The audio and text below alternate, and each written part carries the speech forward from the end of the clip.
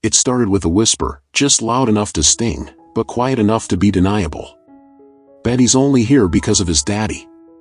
Zion Smith heard it from 2 rows back in his AP biology class at Fairfax Prep, the elite Los Angeles academy known for its manicured hedges, chandelier-lit hallways, and student parking lots lined with Teslas.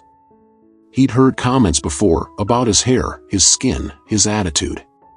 But this one hit different. Because today, Zion was already on edge. And because today, someone had planted cocaine in his locker. The assistant principal, Ms. Kessler, hadn't even waited for a full investigation. Her knock on the classroom door was sharp, and so was her voice. "Zion Smith. Come with me. Now." Heads turned. The air tightened.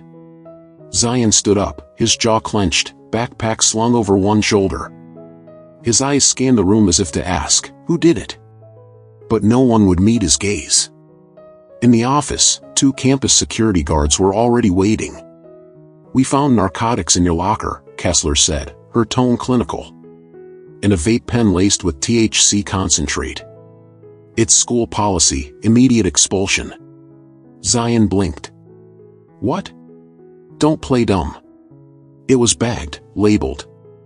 Hidden behind your textbooks." "I didn't put that there," he said, his voice steady but cracking slightly at the edges. "You know I didn't." Kessler sighed, like she'd heard it all before. "Your file's not exactly spotless, Zion. Multiple tardies, attitude in class, a fight last semester." "I got pushed," he snapped. "And the other guy didn't get suspended." Kessler's lips pursed. "You're not helping yourself." "I want my dad," Zion said. She raised an eyebrow. "Of course you do." They held him in a separate room for protocol. Zion sat alone at a small conference table, staring at the frosted glass, listening to the muffled hum of administrators deciding his fate. The security guards flanked the door like he was dangerous, like he was some criminal waiting for processing. He pulled out his phone, but it had no signal inside the thick concrete walls. He felt like a caged animal. Across town, Will Smith was on a soundstage, in the middle of filming a tense courtroom scene. When his assistant burst in with a pale face and trembling hands, he thought someone had died.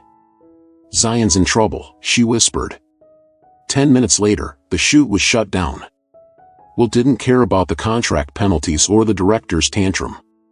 He was already in the car, fingers clenched on the steering wheel, eyes burning with questions. He didn't call ahead. He didn't need to. They would see him soon enough.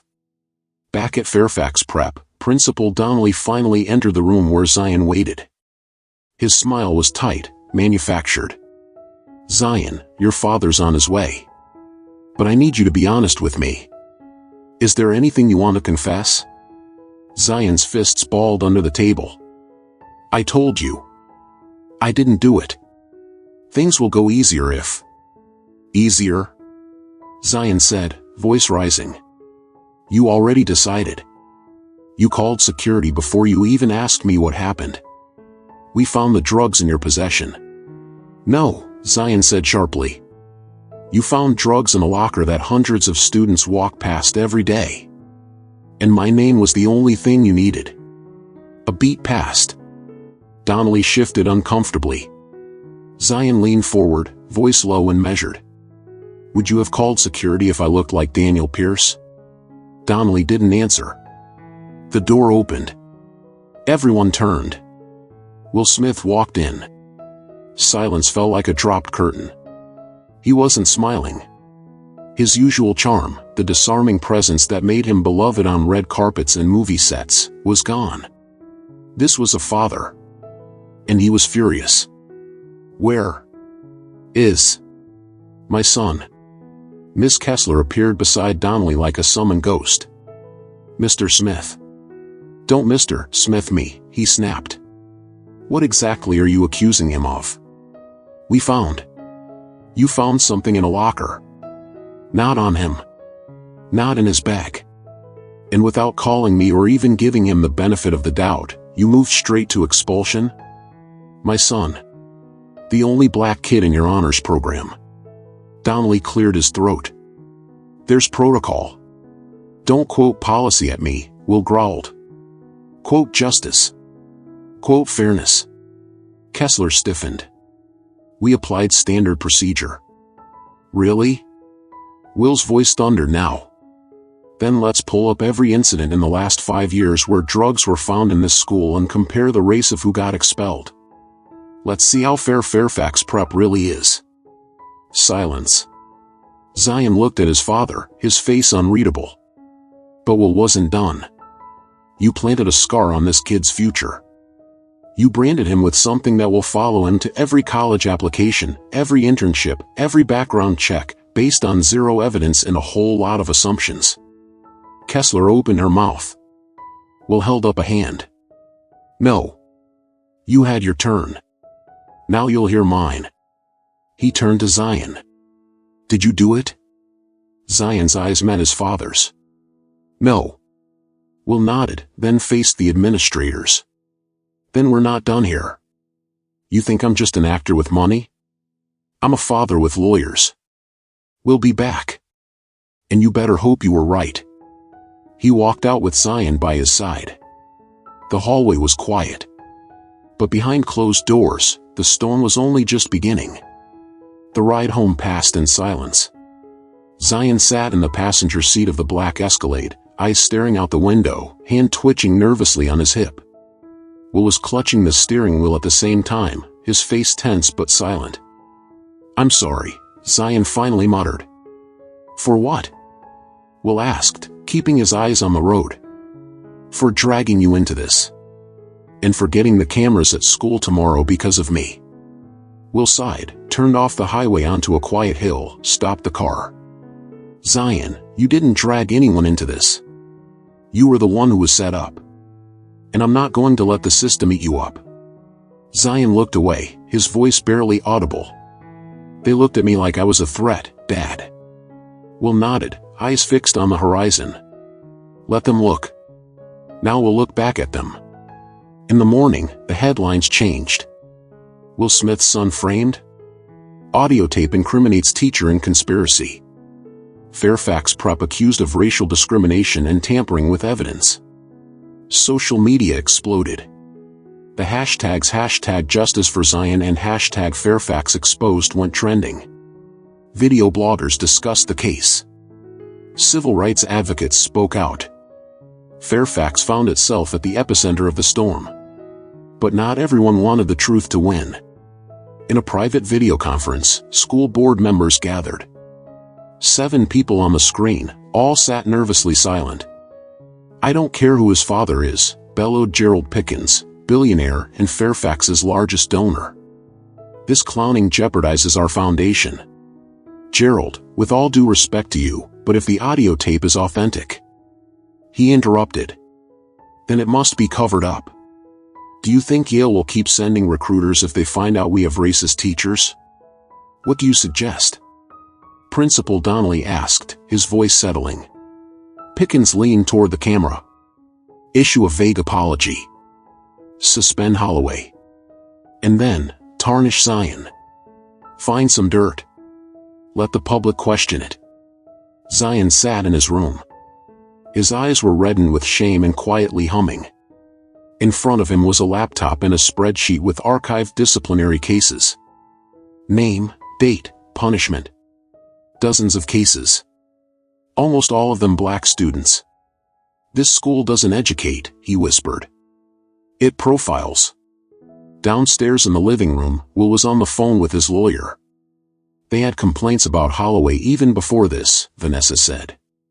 One was hushed up, the other was covered up under an NDA. This isn't the first time, Will said. Just the first time they couldn't get us to shut up. At night, at a gas station, a black SUV pulls up to Will. 3 men. One goes to the window. Mr. Smith, we'd like to help end this play. Who are you? Friends of Fairfax. People who don't like this bad publicity. They're holding out a flash drive. Photos from the party. Red glasses. Noise. Pictures of your son allegedly drunk and violent. It's enough to tarnish his image. I wasn't there, Zion says, coming up behind me. That's the point, son. The point is to get the picture to go viral. Will gets out of the car. Are you blackmailing me? We're offering a compromise. Will takes a step closer. I'm not just an actor, I'm a father. Try it. And then we'll see who really loses. 2 days later, a TV interview. Zion. I didn't want it to be about my father. I just wanted to be listened to. Will. It's not just about Zion. It's about a school that judges by skin color, not deeds. What do you want next? The host asks. Will, to let others know, they're not crazy. And they're not alone. And that it's okay to fight. The school was bursting at the seams. Parents were withdrawing their kids. Sponsors were leaving. Holloway was fired. Donnelly suspended. But one man was silent. Gerald Pickens. Until Zion found out that he wasn't done yet. By noon, the story had changed dramatically. Will Smith's son was framed? Audio points to conspiracy. Fairfax prep under fire for racial discrimination. Social media raged. The hashtags #PierceConfesses and #NotYourNarrative soared in trends. Activists, advocates, bloggers, everyone was talking about Zion's case. The pressure on the school was growing by the minute. But not everyone was bowing to the pressure. In the school's office, behind closed doors, an emergency board meeting was underway. On the screen is Gerald Pickens. I'm not going to lose to a boy in a hoodie, he said in an icy voice. Do something. Make him a violent, emotionally unstable guy. We'll twist the plot. It's risky, Director Donnelly said. He's got an army of subscribers and lawyers. We have the resources. If we don't win with truth, we win with hysteria and panic. Meanwhile, back in Zion's room, laptop lights, spreadsheets of data. He watched his name pop up in posts, videos, articles. They're trying to rewrite everything again, he said. So we'll respond, Will said. We just have to be smarter. Downstairs, Will was on another call with the family's attorney, Vanessa Alvarez. They're running scared, she said. We've already confirmed that the teacher, Holloway, was the subject of 2 prior complaints. And get this, both complainants were pressured into signing NDAs. We'll pace the living room. They're burying evidence. Zion's not the first. He's just the first with a last name they couldn't ignore. Vanessa sighed. You want a lawsuit? No, Will said slowly. I want a reckoning. That night, the reckoning came knocking. Zion and Will pulled into a gas station off Sunset. As Zion stepped out to grab a soda, a black SUV rolled up beside them. 3 men got out. One approached Will's window. Mr. Smith, the man said calmly. We're here to help, end this little media episode. Will's brows furrowed. Who are you? Friends of Fairfax, the man said. The kind who don't enjoy bad press. Will stepped out of the car slowly, face unreadable. Zion, halfway back from the store, froze when he saw the tension. The man held up a USB stick. This drive has photos. From a party last semester. Zion was there. There were red cups. Loud music. Some selective screenshots might make him look aggressive. Impaired. Out of control. Zion's voice sliced through the night. I wasn't even at that party. The man smiled like a snake. That's the beauty of image, son. It doesn't have to be real. It just has to go viral. Will's hands clenched. You're blackmailing me? No, the man said. We're offering a compromise. Drop the allegations. Fairfax issues a generic apology. Zion gets quietly re-enrolled elsewhere. No harm done. Zion looked at his father, fear and fury mixing in his chest. Will stepped forward, his voice steel. You think you can intimidate me? I've stood toe-to-toe with dictators on screen and sharks in boardrooms off-screen. I've survived tabloids, lawsuits, and studios that tried to own my soul. And you think you can scare me with a USB stick? The man's smile faltered. Will leaned in. Go ahead. Leak it. I dare you. Because when you do, you just confirm the truth. We were always the threat to your illusion of perfection. The man hesitated. Now, Will said, stepping back, get the hell away from my family. 2 days later, Will and Zion were live on national television. They sat across from a respected journalist on 60 Minutes. Zion spoke first. I didn't want this to be about my dad's fame. I just wanted to be seen as a student. But what happened to me wasn't new. It was just caught. He explained the locker setup, the false narrative, the pressure to stay silent. He even showed the spreadsheet of discriminatory punishments. Will leaned forward. This isn't just about Zion. It's about a school that claimed to be elite but acted with the instincts of a corrupt court. They judged him not on his actions, but on his skin, and they nearly destroyed his future. The host turned to Zion. What do you want to happen next? Zion's voice was quiet but clear. I want every student who's ever been profiled, punished, or silenced to know they're not crazy. That they're not alone. And that it's okay to fight back. The fallout was swift. Parents pulled their kids from Fairfax Prep. Sponsors withdrew donations. The board suspended Principal Donnelly pending review. Holloway was fired, officially for unprofessional conduct. Naomi Van Tassel resigned with a severance package and no comment. But one man remained untouched. Gerald Pickens. The puppet master. The real shield behind the lies. And Zion had just discovered that he wasn't done. Because Gerald had one more card to play. And he was about to use it. The next morning, a video clip appeared on an anonymous blog. A granular image of a surveillance camera. A dark figure near Zion's locker. The caption, exclusive, did Zion Smith put the drugs in himself? The commentators were raring to go. That's it. He's guilty. Just another spoiled rich guy. Now speak up, Will Smith. Zion stared at the screen. His hands were trembling. It's a montage. It's not even me. Will took the tablet away, turned off the video. It's desperation. They're starting to make mistakes, and they're making mistakes. That same day, Zion got a text. Looking for who set you up? Ask yourself who suddenly got a grant to go to Harvard. Name, Pierce Langford. Zion froze. Pierce was quiet and unassuming, the son of a senator. Smart, but not the best. And suddenly, a full scholarship. He dialed the number. Pierce. I need to talk to you. One-on-one. Pause. Tomorrow. On the roof of the school parking lot. No, Dad. One-on-one. The next evening, under a frowning sky, Zion went out on the roof. Pierce was standing at the edge, hands in his pockets. You came, he said. You set me up, Zion replied. And if I did?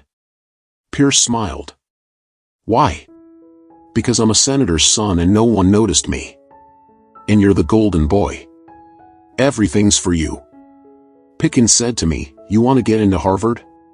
Take out the competition. And you said yes? They said it wouldn't hurt you. You're a star. And now you're a star, Zion said, turning on the recorder. Pierce went pale. What are you? Now we've made headlines, Zion said quietly. Zion walked down the garage ramp in silence, heart racing. The audio file was saved. Duplicated. Synced to the cloud. His hands trembled, not with fear, but with resolve. By the time he reached the car, Will was already waiting behind the wheel. He took one look at his son's face and asked, did he admit it? Zion nodded. We've got it. All of it. Will's jaw clenched. Then it's time to end this. That night, they sent the clip to 3 places. Vanessa Alvarez, their attorney. ABC News, under embargo for 6 a.m. broadcast. And every major social justice influencer on TikTok and Instagram.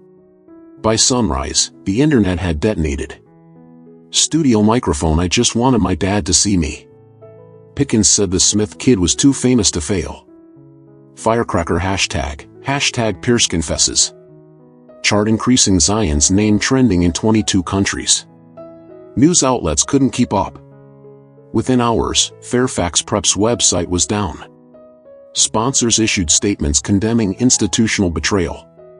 Public figures called for the school's board to resign. Gerald Pickens remained silent.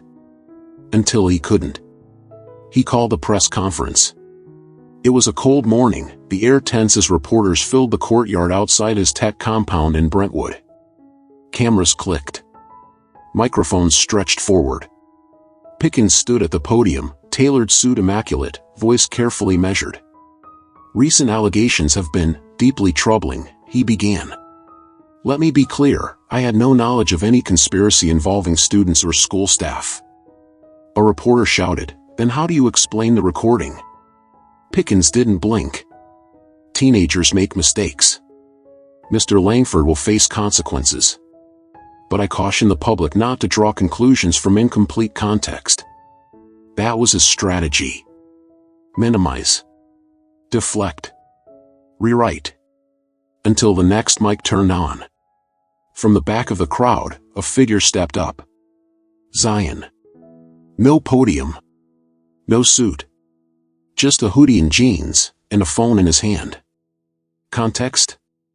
Zion said, loud and clear. You mean like the context where you told a student to sabotage my future because I was a threat to your version of excellence? Gasps rippled. Cameras swiveled. Pickens' mouth twitched. Son, this is not your... Don't call me son, Zion snapped. I have a father. A damn good one. And he taught me never to let bullies rewrite the truth. Pickens tried to walk off. Zion raised his voice. You built an empire on silence. On money. On students too afraid to speak because they didn't have the name or the proof or the lawyers to fight back. But I'm not just speaking for me. The crowd went still. I'm speaking for the students who got expelled for things they didn't do. For the ones who got labeled angry or unstable because of their skin. For the kids who never made it to graduation because Fairfax made sure they didn't. He paused, breathing hard. Eyes burning. Today, I got lucky. Tomorrow, another kid won't. Silence. Then applause. One reporter clapped. Then another. Then everyone. Pickens turned, face pale, retreating into the building. And the world finally saw him for what he was. In the weeks that followed, the defamation suit was dropped. Vanessa Alvarez filed for malicious prosecution. Principal Donnelly resigned, issuing a written apology to Zion and 5 other students. Gerald Pickens faced a congressional ethics review, exposing further abuses tied to donations and influence. Fairfax Prep's board dissolved. A new director of diversity and accountability was appointed. But Zion didn't go back. He declined every private school offer. Instead, he took a gap year and began working with education equity organizations, hosting workshops on how students could fight back, document injustice, and find their voice. His viral speech became a digital movement. Hashtag not your narrative. One afternoon, Will walked out to the backyard and found Zion sitting on the porch steps, a laptop open beside him. Thinking about Harvard? Will teased. Zion smirked. Nah. Thinking about how to tear down a few more walls. Will sat beside him. You sure you're okay? He asked, quieter now. Zion looked up at the sky, eyes calm but alert. I'm not okay, he said. But I'm awake. Will nodded, proud but knowing this fight would never really be over. You changed the story, he said. That's what matters. No, Zion replied. I just made them stop ignoring the real one.